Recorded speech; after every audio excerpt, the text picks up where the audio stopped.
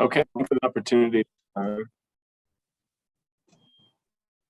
Hello, folks. This is Dr. Donna DeBonis with the American Association of Food Safety and Public Health Veterinarians. And I'm here today in September with Dr. William Lanier. He is going to tell us today about his career in the uniformed services. And I believe that it's going to be a really unusual conversation because, quite frankly, I don't know much about this particular branch of service either.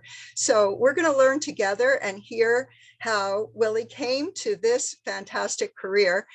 I always love to start and hear about what drew a person to veterinary medicine in the first place. So, Will, tell us what you're doing there today, why you're dressed in a uniform, and what brought you to veterinary medicine. Sure. Yeah. So I'm Commander Willy Lanier. I go by Willie. And I'm here in Salt Lake City, Utah, at the Utah Department of Health and Human Services in the Cannon building. And I serve here as the state public health veterinarian. I'm assigned here, I'm a public health service officer assigned to the CDC, and then through the career epidemiology field officer program, I'm assigned further here to the state.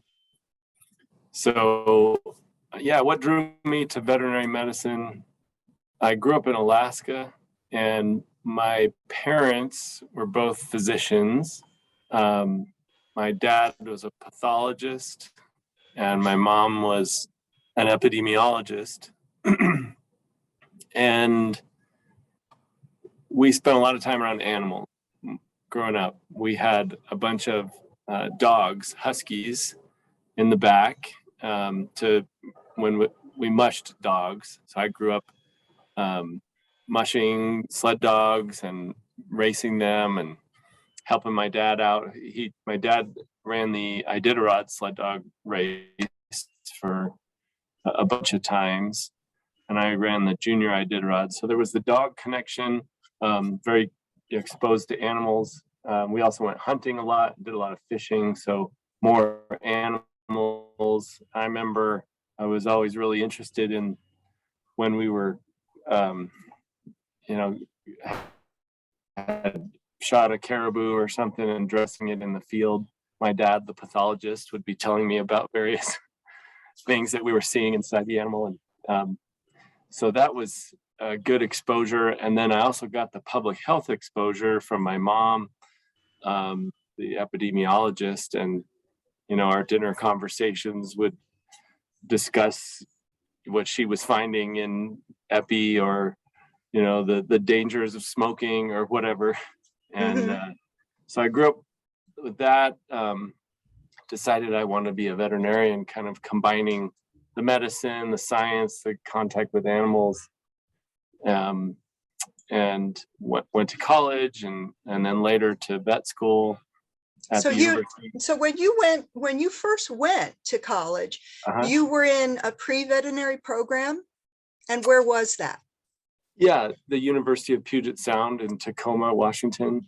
Washington State, that's where I'm at right now on beautiful Whidbey Island. And in fact, at any moment, you may hear a flyover by Naval Air Station Whidbey Island pilots, because it happens quite frequently when I'm recording. I bet. Yeah. But go ahead. Yeah, down by Tacoma. All right. So you know Tacoma. About the Pacific Northwest. Yep. Yeah. We spent years in Alaska, Washington, Oregon, California. My wife's from California, and we have family there. And so University of Puget Sound, UPS, that's where I met my wife, Janelle. And knew I pretty much from the get-go, college-wise, I wanted to be a veterinarian. So I angled that way. And but my mom actually advised me to not major in a science. Okay. She said, don't major in science. Just get what you need to for the prereqs, but do something for your soul. Do something you're really interested in. She had a mentor Yeah, that's an And she was interesting going approach through medical because, school. our pre-vet program, those prerequisites are so tough. And Yeah, so basically she was saying, hey, take advantage of your electives as well and enjoy that part of it, because you will have a hard row to hoe when you get into vet school. You don't want to burn out early, right? she said they'll teach you all the science when you get there, all the Sure. science you'll need.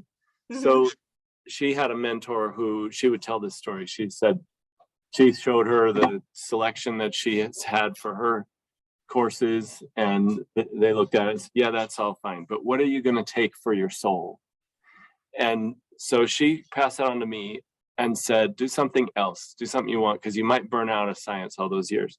So I majored in history, and I loved it, learned a lot, learned how to research, learned how to read, learned how to write, and then also picked up a chemistry minor and a music minor. I love to sing.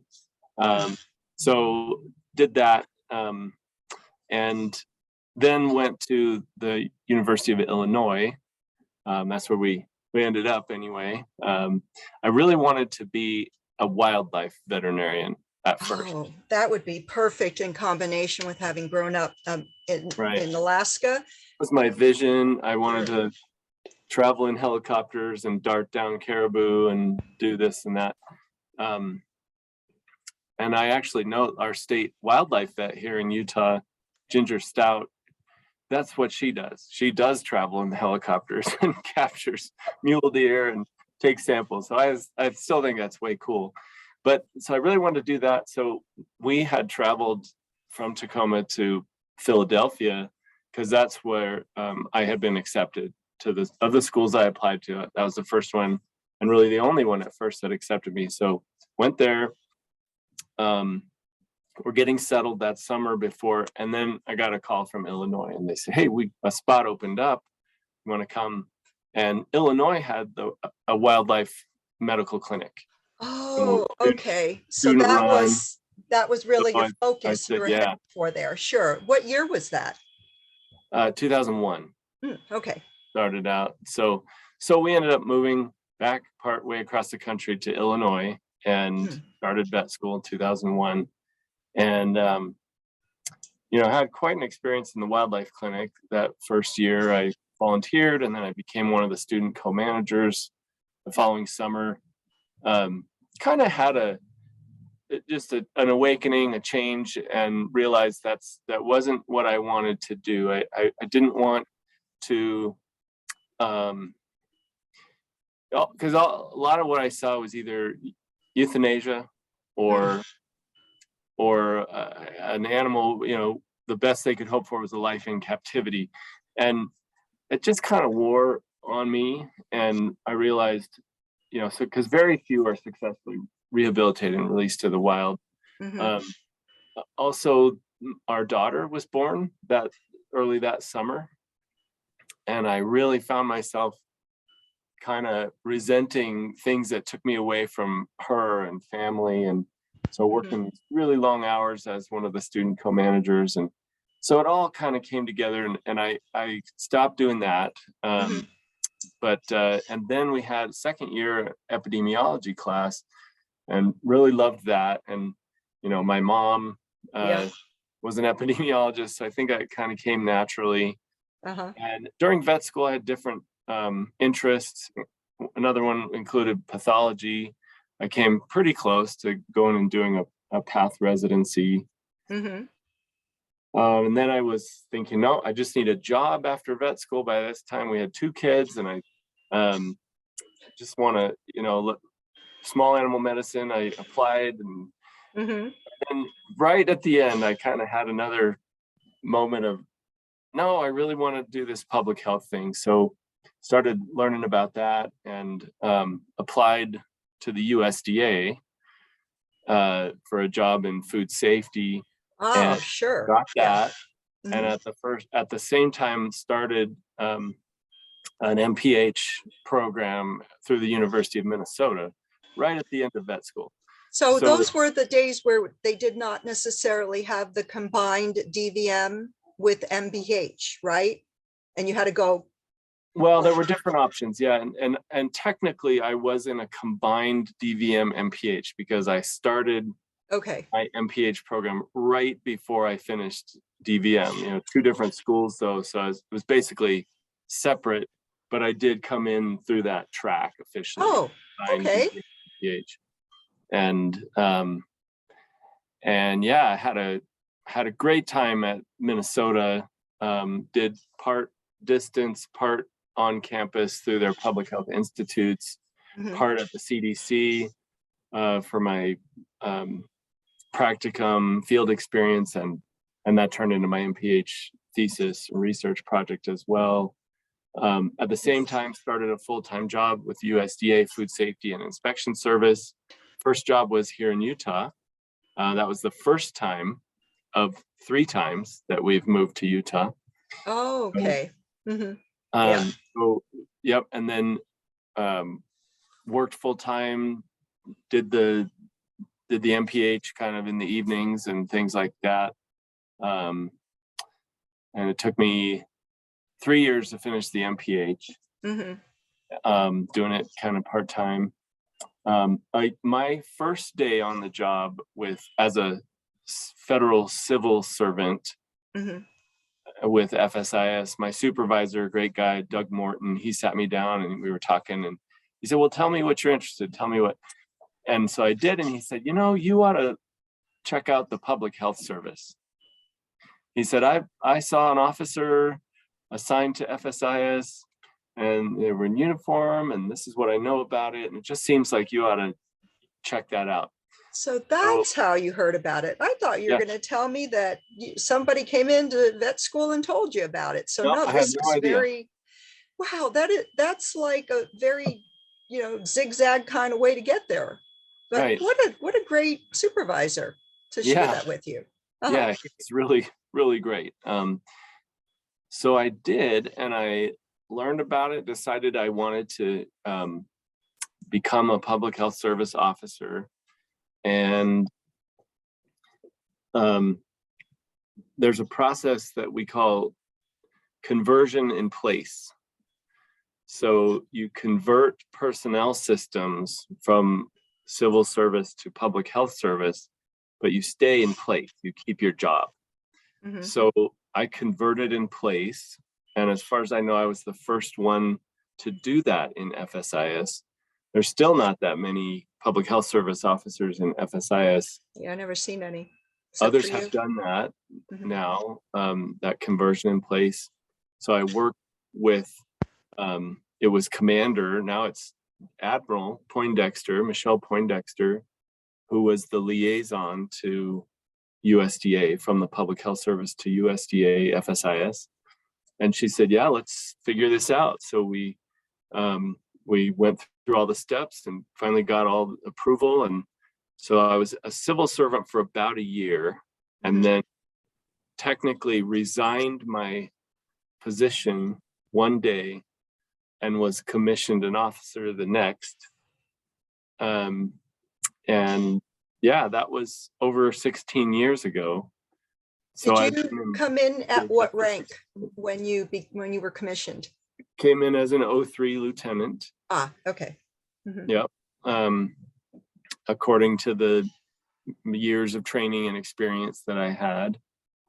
And then after that, I was with FSIS another 3 years, so a total of 4. Okay. And then and about that time that I converted in place, we also moved to Oregon. My wife's family's in Oregon. We were much closer to them. We were there for 3 years. Then I applied to the CDC's Epidemic Intelligence Service program, got into that, and started that in 2009 in Utah. So we moved back to Utah. That was the second time. Happened to end up at the Utah Department of Health. And that was a 2-year thing, had a fabulous time, loved the department, loved EIS, and then moved. I really wanted to stay in the public health service. By that time, I thought, I'm going to make a career of this. And we weren't able to do that in Utah. You've got to be assigned to a federal public health agency, and EIS was done, and I couldn't figure another way out to do it. I did know about the CFO program that I'm in now, but it just wasn't, wasn't ready. The timing wasn't right. So we moved to Maryland. I took a job with FDA.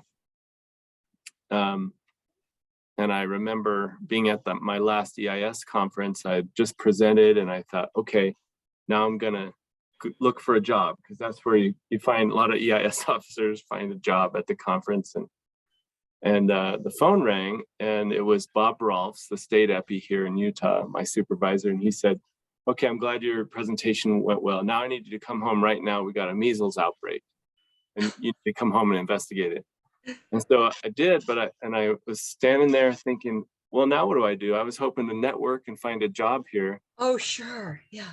And I was staring off into space, and I heard a voice say, are you Willy Lanier? And I looked down, and there's Susan Lance, who you may know. She's quite well known in the veterinary public health community, and she was with FDA. And I had sent a resume in, and she said, hey, putting together this new outbreak coordination group, or outbreak response coordination group.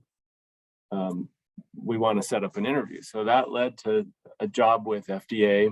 And I was very glad that Susan said hi to me that day. That was my next job, and a really fantastic experience. It was called the Coordinated Outbreak Response and Evaluation Network, or CORE Network. And they were just putting it together, and I got in kind of at the ground level, and that was a lot of fun, really great experience. And where were you based for that? Met awesome people in College Park, Maryland. Ah, so you were still in Maryland. Okay. Mm-hmm. Yeah, so we moved from Utah to Maryland, and lived in Odenton, nearby. And that only lasted about a year and a half. We got out there and realized, this is like a long vacation for us. We want to get back to the West, and we really missed Utah that second time around. Particularly, we loved it. So ended up finding a job with FDA, since I was kind of in the FDA system, mm-hmm. A local FDA investigator job here in Utah.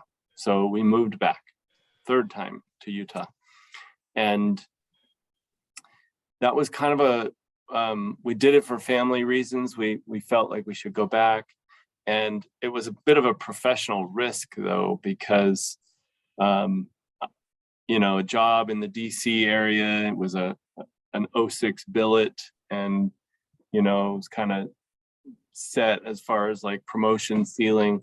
Then I took this job in Utah, and it was an 03 billet. And, mm-hmm. so kind of limited promotion and not in epidemiology. And so there were, like I say, maybe a professional risk, but that went well. I was there for about 2.5 years.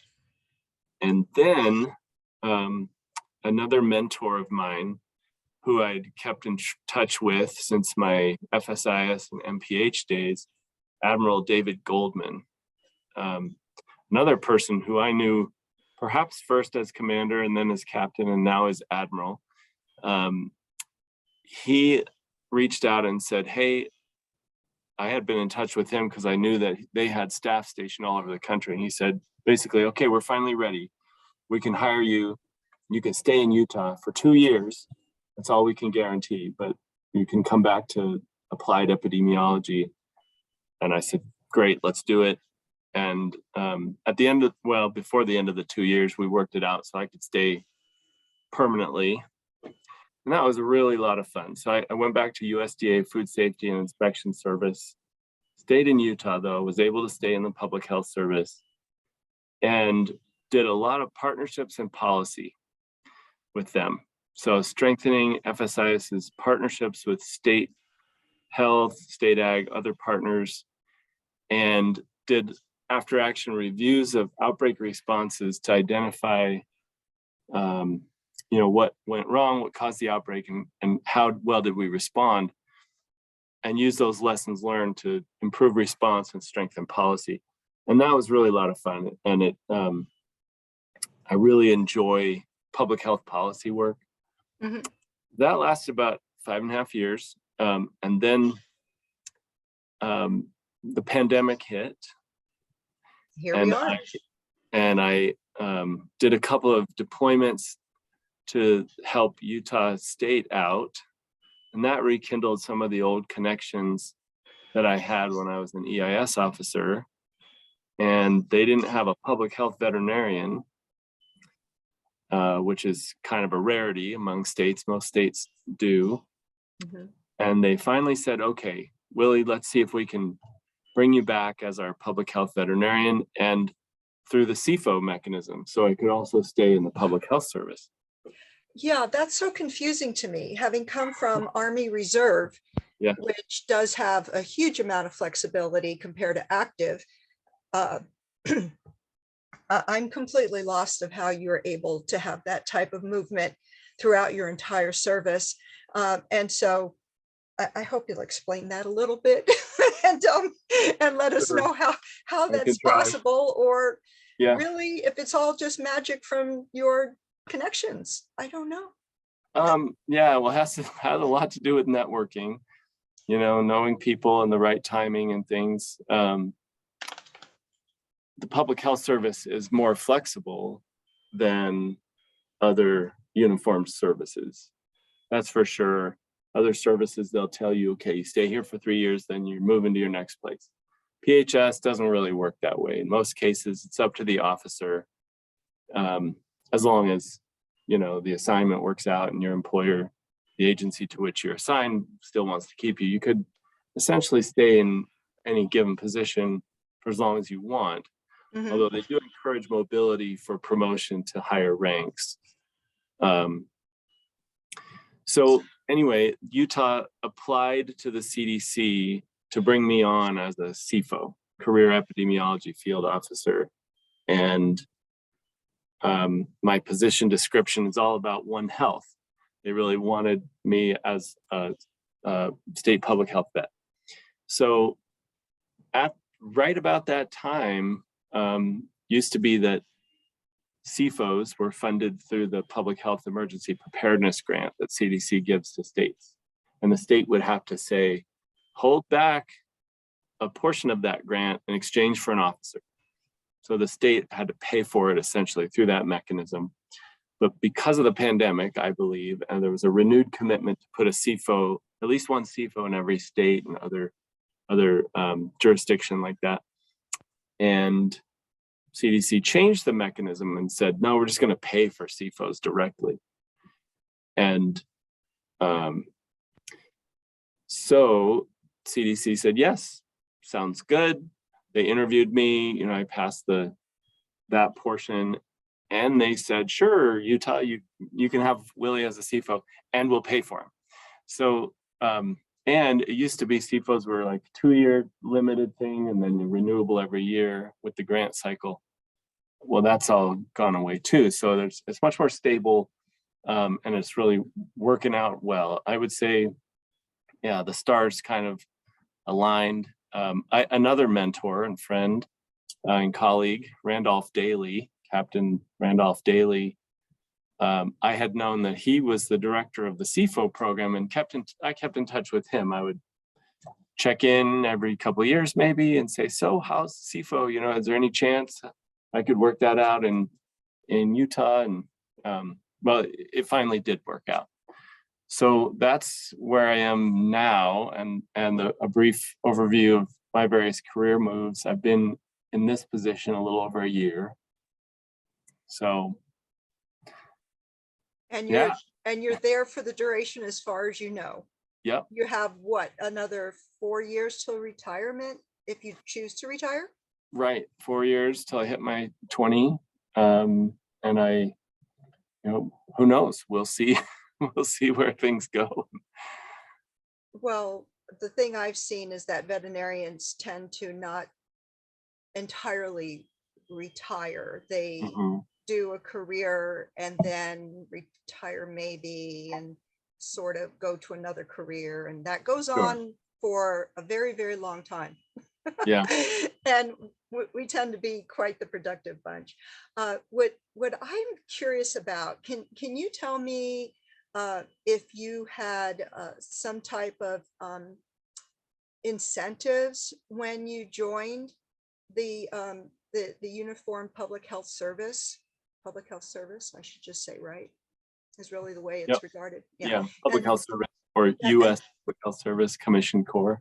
Yep. Commission Corps, sure. So that would also include other kinds of professionals, correct? Correct. Yep. Okay. There's 11 different categories: physicians, dentists, nurses, therapists, scientists, pharmacists, etc. And veterinarians, about how Yeah. many are in the Not PHS? many. We're about the size of a vet school class. So there's somewhere in the 70s right 70s. now. Okay, so And that it used to, I think it peaked at 115, maybe, quite a number of years ago. And we've been kind of shrinking since then. There've been some policy issues with bringing new people on and things like that. and We're then the smallest category, smallest, but mightiest. mightiest, and again, such a broad base of knowledge that we have to draw on as veterinarians. So One Health is really an easy transition to us.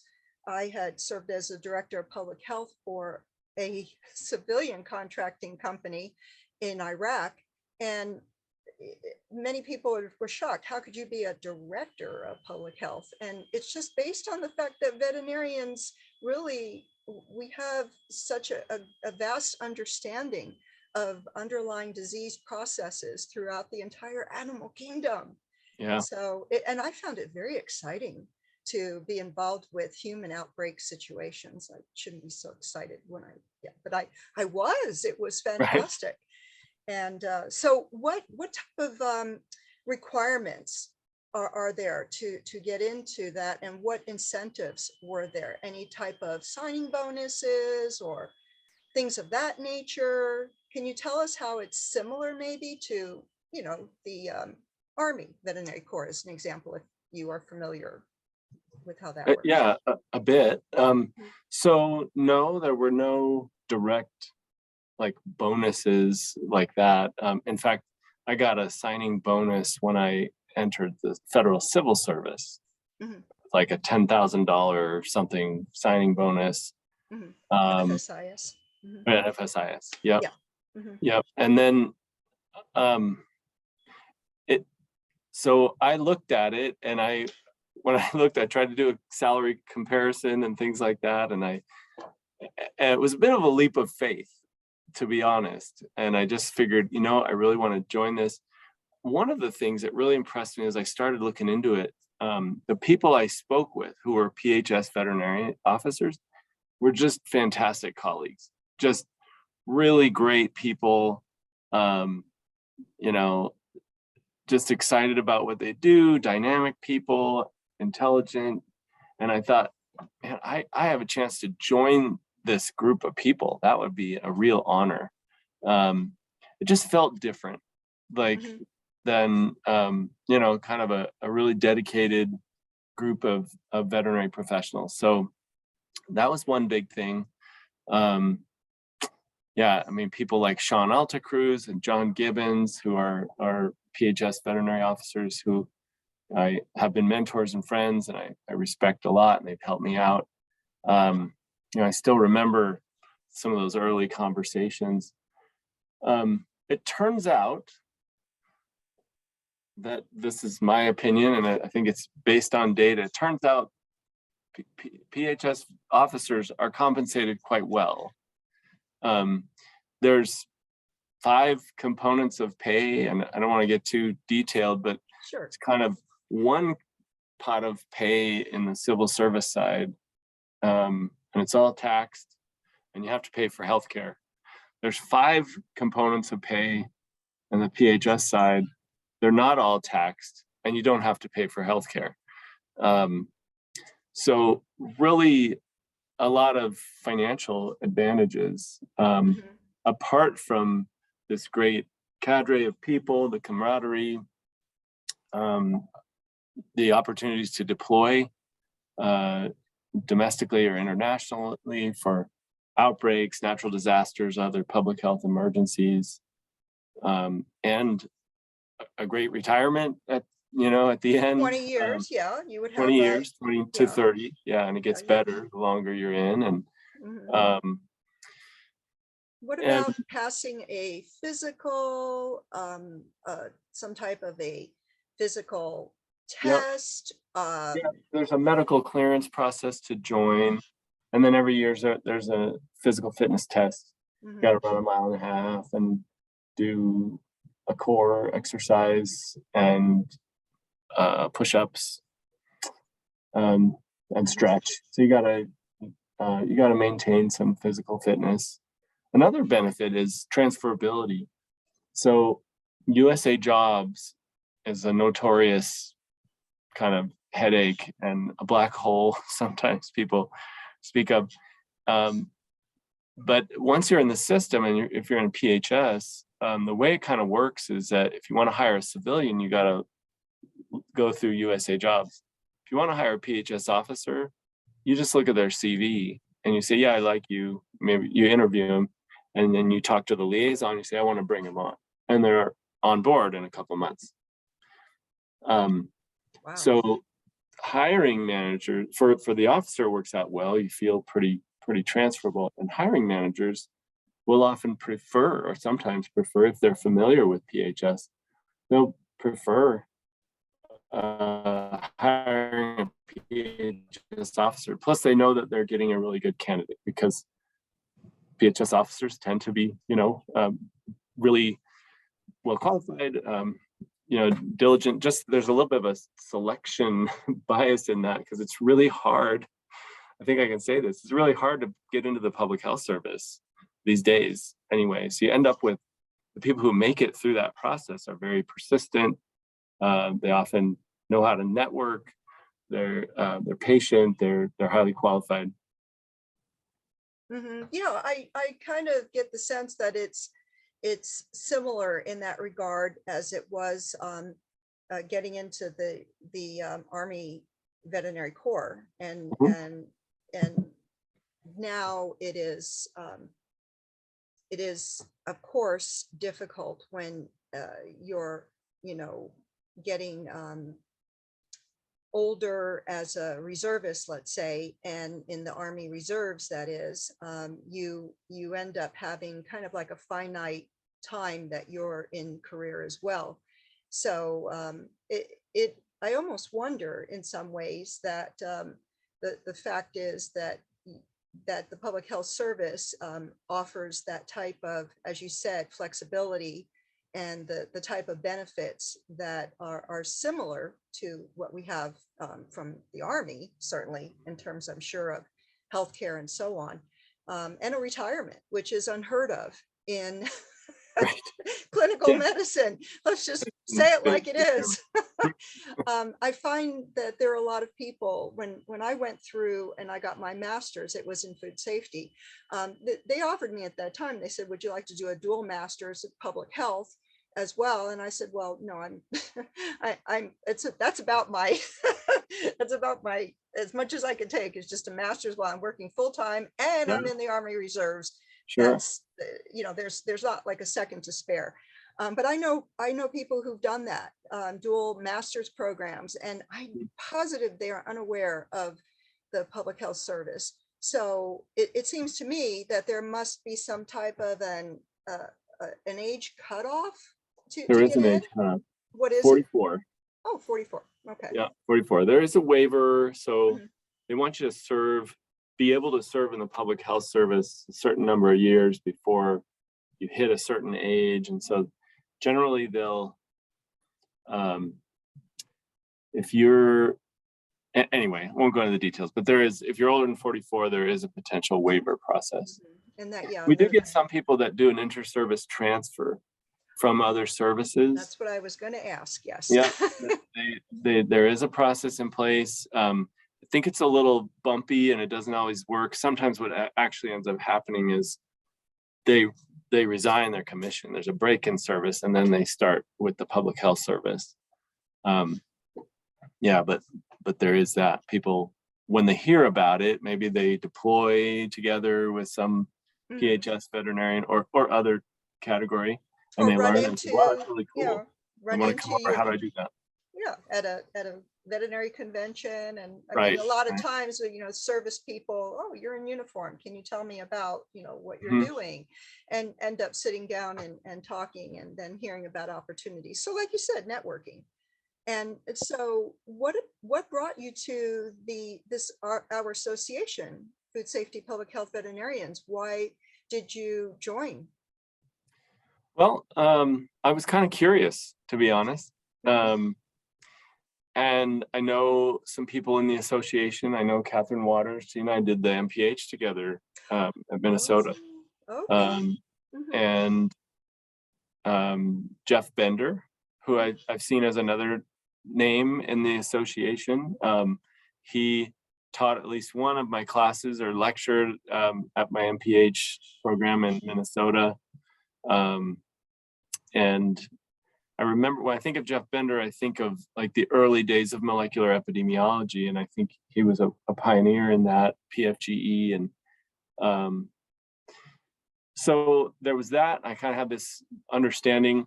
I also was just a bit curious. I wanted to see, what is this all about? What this other association, because you've got some overlapping associations, right? There's National Association of Federal Veterinarians. Right. There's National Association of State Public Health Veterinarians, Mm-hmm. American Association of Food Safety and Public Health Veterinarians.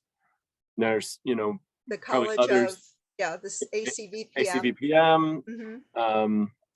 there's It's, AVMA. yeah, You could be it's, involved in any number of different things.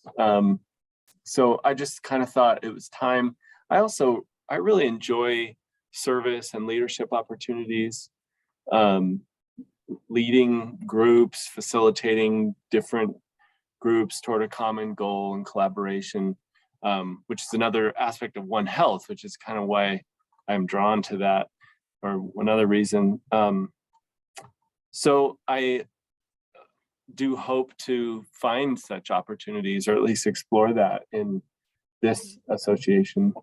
yeah. And I often tell people that we are smaller in number, just a few hundred right now. However, this again gives us opportunities to draw on people to take leadership positions and actually get to learn what it's like to be a leader within organized veterinary medicine. Mhm. It's a fantastic learning ground because we support one another, and dare I say, it's not too intimidating because we're, you know, kind of small in number. We tend to all know each other once we get into that position, and then it served for a couple of years. So Mhm. I find that it's a good stepping ground to perhaps even going higher up into things like AVMA Mhm. and going into leadership positions there, because we do, of course, send delegates to the different uh, And types of, I yeah. had the opportunity to serve on an AVMA group. I was on the Council on Public Health, used to be called CPHRVM, Council on Public Health and Regulatory Veterinary Medicine. They went through, simplified it to COPH, Council on Public Health. And that was a lot of fun, really getting to rub shoulders with other people in Again, this policy making. kind of One Health world. And yeah, policy making. I really, really like that process and that effort and the impact. If you put a policy in place, you can really have an impact.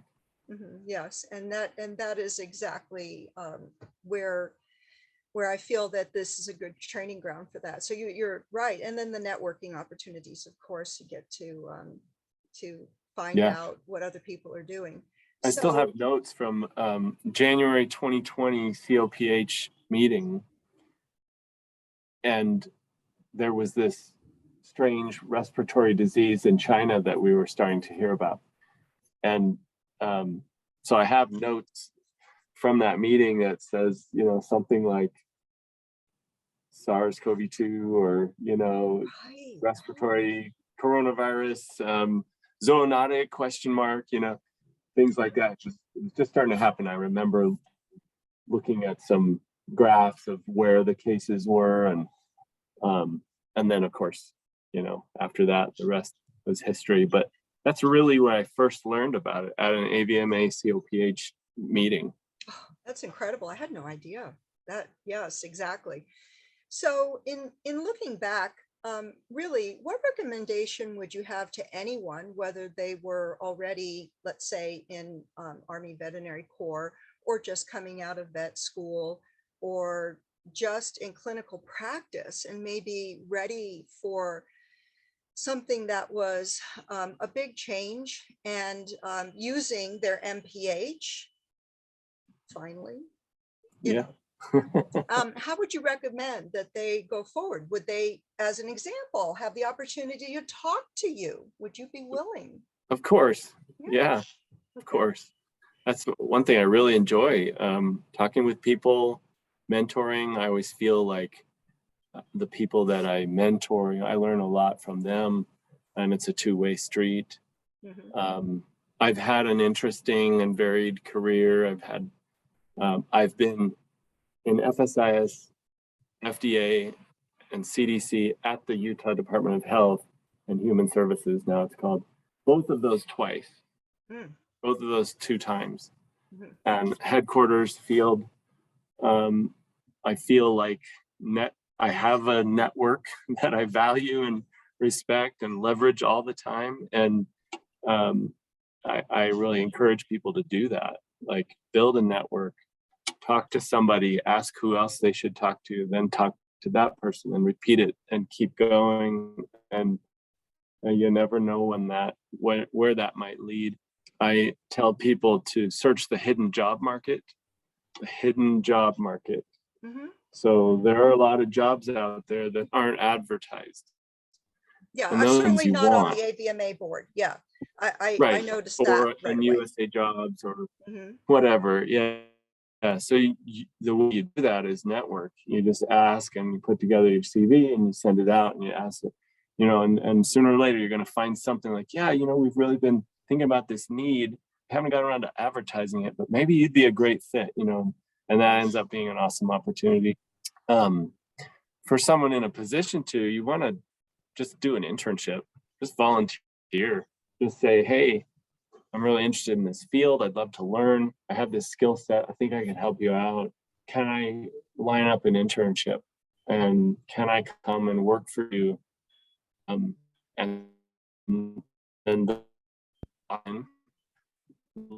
definitely leads to increased skill sets and knowledge, experience that leads directly to a job. So those are some of the things that I would suggest. That makes so much sense. So to sum up then, you do have a lot of ways that people can enter into these different, as you call them, the hidden job market.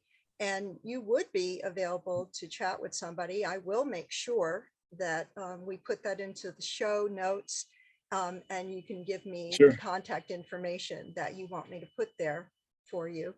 And Yeah. I'm so delighted. I have such a clear understanding now about what you do, and I am really eager to share this with everyone. And in fact, once I finish this recording and upload it onto our YouTube channel, I will make sure that you get the link for that. And I do ask that you share it as well. Okay. So, yeah, so you did great. No worries there. So that said, any final words? Because I think we're getting close to the end of our time, and I promised you I would keep us on track. Would not limit what people perceive as veterinary medicine or veterinary public health. You had told me earlier to share some experiences that I had, so I thought I'd share 2. Just real quickly. So during my EIS time here, I just arrived, and Melissa Diamond, who's still here at the health department, she said, hey, Willie, we've got this cluster of E. coli 0157 illnesses. Do you want to investigate? Sure. So I remember drawing the epi curve in the room right there and on a piece of paper, and kind of looked like, gosh, there's a couple of episodes. Maybe this is associated with weekends or something like that. We looked at food, couldn't figure anything out. But it was all same strain. Finally, we noticed, hey, a lot of these people went to rodeos, and we just thought that was a marker for they ate a common thing, maybe. And so we looked at it, we re-interviewed people, and 100% of them had been to rodeos. And we said, well, that's got to be significant. So we thought, well, it must be a shared food vendor, right? So no, that didn't pan out. So we thought, well, what do we know about these rodeos? Finally, we hit on that they all had the same bull supplier, the same rough supplier. So I called the guy and told him who I was, and it didn't take long for him to hang up on me. But we thought, well, okay, let's go and do some environmental sampling at these rodeo grounds. And lo and behold, we found the exact same strain of 0157 in a, cattle patty feces right at the rodeo grounds. And many of the patients had talked, or some of them had talked about walking across, you got poop on their shoes, climb on a fence, touch a fence where the cattle had just defecated or something like that. So we felt that we solved that outbreak. And that was a combination of, kind of unique environmental sampling, laboratory molecular epidemiology back in the days of PFGE and MELVA. And so that was fun. And another that I'll share, and that's clearly like veterinary related, right? It's probably cattle feces that people contact. That's kind of classic. But on my second COVID deployment to the state here, they called me back and said, hey, we need to leverage testing to figure out how to keep kids in school and do it safely. This was during COVID, so the governor said, no, we're going to keep schools open. So long story short, he had shut everything down, but there were these football playoffs going on. He said, we'll let the football happen if we test everybody beforehand, and they'll have to be negative. So we leveraged these rapid tests, great mobile testing teams, we got everybody together, and people were motivated because if they tested negative, they could play football. And that became the pilot for what we called test to play. So then we let everything else happen if they were tested. So we trained schools, got them CLIA waivers. They became their own testing centers. That led to test to stay. So instead of shutting a school down when they had an outbreak, everybody could test and stay if they were negative in in-person learning, which is what we really wanted to preserve. And so that was just a really fantastic opportunity to work with all kinds of different partners. It wasn't clearly veterinary related, but gosh, when you get into One Health and veterinary public health, you kind of have to be willing to step out of that box. And it's just a really, really gratifying professional experience to build a system that would allow, have a real impact on kids and their experiences in school in Utah. So those are just a couple of really great opportunities that I've had. I feel very blessed in my career. It's been diverse. It's been a lot of fun. It's been very educational and I hope impactful. And I'm grateful for the mentors that I've had that have kind of helped me come along this path. I agree. I think you were lucky from the get-go with having a supervisor who was very in tune and supportive. That is fantastic. And that's that's a 90% of being successful in any job, I think, when you have a supportive environment, particularly that of a supervisor. Yeah. Exactly. Well, thank you very much for sharing all of that. I have just enjoyed it so much, and I feel like we have covered so much territory on it, and hopefully brought some clear understanding as to what the Public Health Service is doing. So it sounds I'm happy to talk with anybody if they have questions. Oh, great. And I just appreciate you so much. Thank you so much for spending this time. And I look forward to seeing you at a meeting at some point in person, hopefully. Yeah, that'd be great. Yes. Thank you, Donna. Thanks for the opportunity. Very nice to meet you. You too. Take care then. Bye for now. Bye-bye.